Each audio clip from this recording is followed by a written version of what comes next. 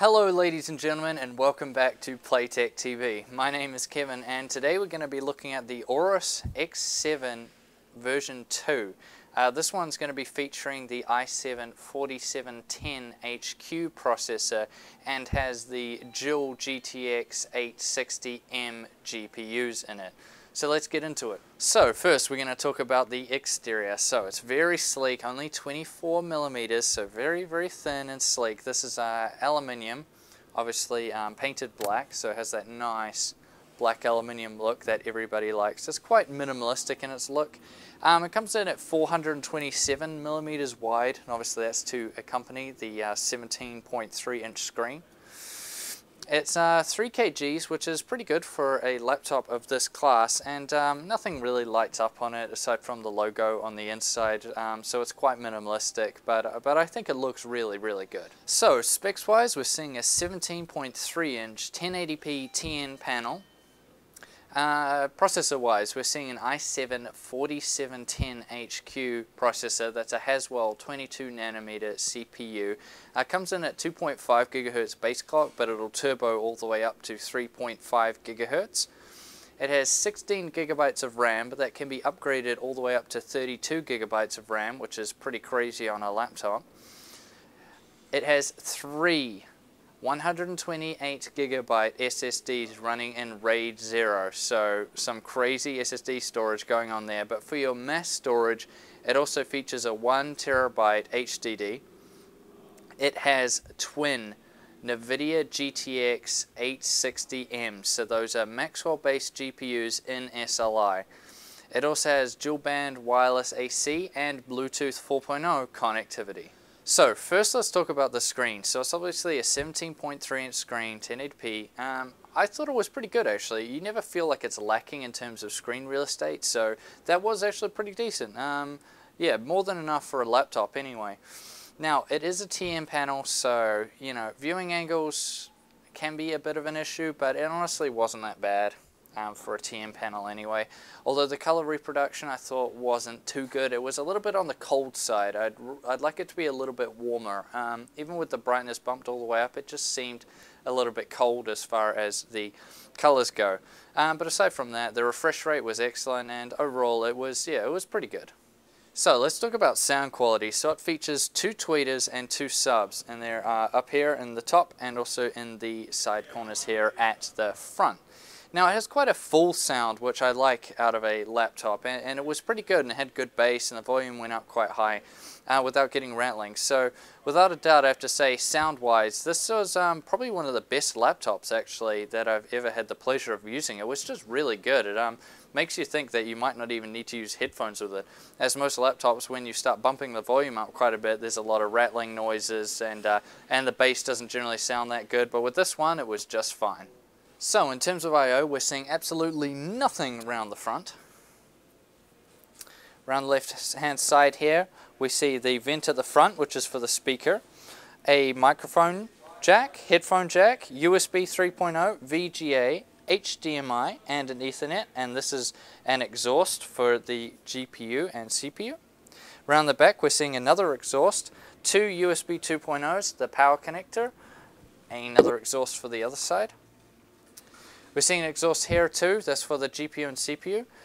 Mini DisplayPort, HDMI, twin USB 3.0, and a multi-card reader as well. So as far as the keyboard goes, it was decent. It features macro keys and it's laid out pretty good. And to type on, yeah, it's decent. It has decent feel and stuff like that. It's nothing that special. However, the function keys bothered me a little bit. On the arrow keys, it has the media keys as the functions. I'd much rather bring down the brightness from F3 and F4 and the volume controls from F7, F8 and F9 and bring them down onto the arrow keys, because it's much easier to use.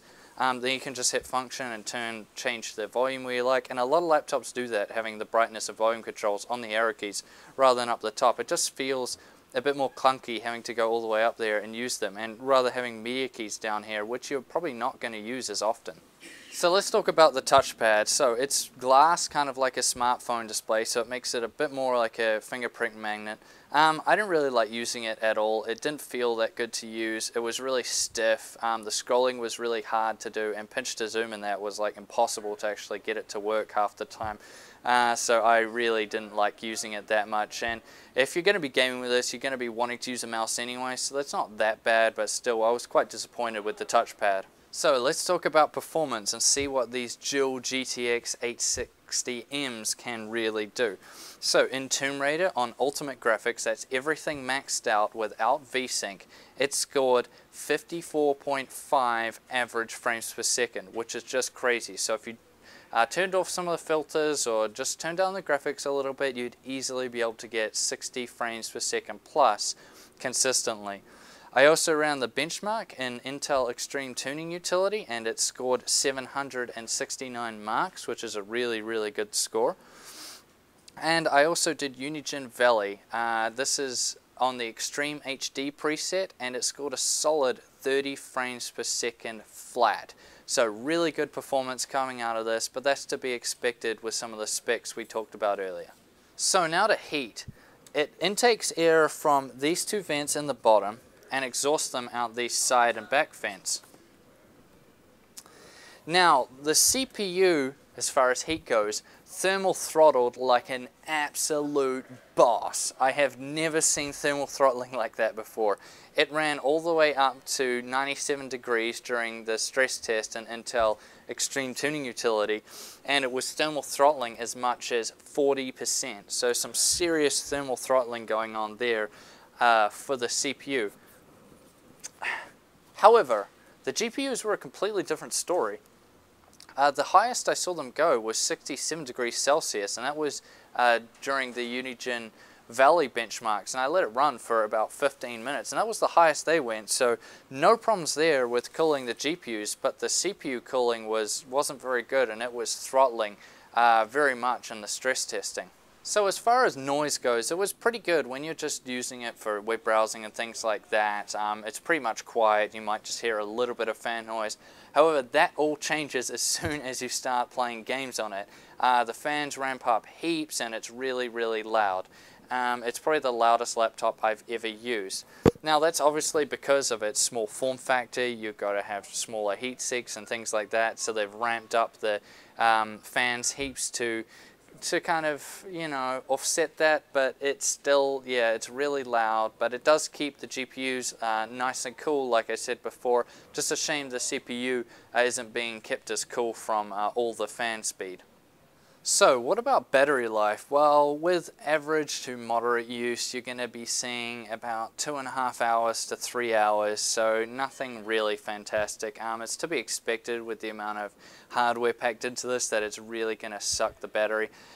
With heavy gaming, that's going to drop down, you know, under 2 hours easily. So, you know, battery life is a bit on the low side, but that's to be expected with the kind of specs you're seeing out of this gaming laptop. So in conclusion, this is a great gaming laptop for someone that doesn't care about high noise or high heat, or, you know, the touchpad not being that good. Obviously you can just plug a gaming mouse straight into it, and then that avoids the whole thing. But if you want huge performance out of a very slim and small form factor laptop, then this is definitely for you. Now I thank you guys for watching, and I'll see you next time on Playtech TV.